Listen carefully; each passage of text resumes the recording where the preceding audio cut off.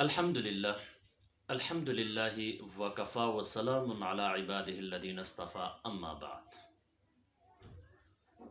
قرآن مجید فرقان حمید کی تلاوت کرتے ہیں ہم ہر روز اللہ تبارک و تعالیٰ جتنی توفیق دے۔ تو اس تلاوت کے دوران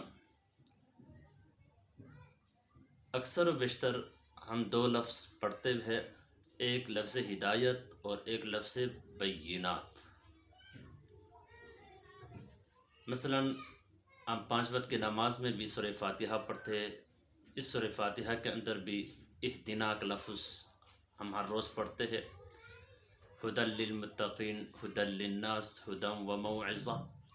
اسی طرح آیات بینات وما یکفر بہا الا الفاسقون، اس طرح بھی آیاتنا۔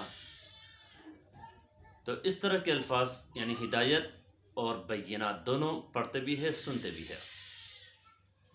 ان دونوں کے درمیان یعنی ہدایت اور بینات کے درمیان قدر فرق ہے، معمولی سا فرق ہے۔ وہ فرق کیا ہے؟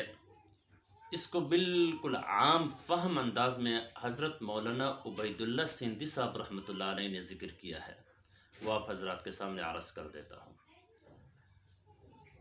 حضرت فرماتے ہیں ہدایت اور بینات میں کیا فرق ہے؟ فرماتے ہیں کہ بینات ایسی چیزیں جو معمولی توجہ سے انسان کی سمجھ میں آ جائے، مثلا صبر، شکر، اللہ تعالیٰ کی عبادت، اس کے متعلق جو آیات ہے آپ ترجمہ پڑھو گے تھوڑا سا معمولی سا توجہ کرنے سے انسان کی سمجھ میں آ جائے گی، صبر کیا ہے، شکر کیا ہے، اللہ کی عبادت کیا ہے۔ اور ہدایت معمولی توجہ کرنے سے انسان کی سمجھ میں نہیں آ سکتا، اس کے لیے استاد رکھنا ضروری ہے، یعنی استاد کا ہونا ہدایت کو سمجھنے کے لیے ضروری ہے۔ اس کا اولین ذریعہ کا کیا تھا؟ وہ وحی الہی تھا، جو اس جہان میں، اس دنیا میں انسان کو جس چیز کی سب سے زیادہ ضرورت ہے وہ ہدایت ہے۔ اور قرآن مجید میں ایک لفظ آپ سنتے رہتے ہیں، فَاسْأَلُوا أَهْلَ الذِّكْرِ إِن كُنتُمْ لَا تَعْلَمُونَ، اہل علم سے، اہل ذکر سے پوچھ لیا کرو اگر تم نہیں جانتے۔ تو ہدایت کو سمجھنے کے لیے استاد کی ضرورت ہے۔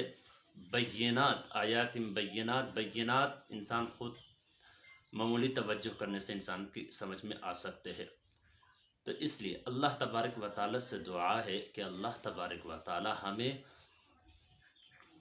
قرآن مجید کو سمجھ کر اس کی تلاوت کرنے اور اس پر عمل کرنے کی توفیق نصیب فرمائے۔ وآخر دعوانا الحمدللہ رب العالمین۔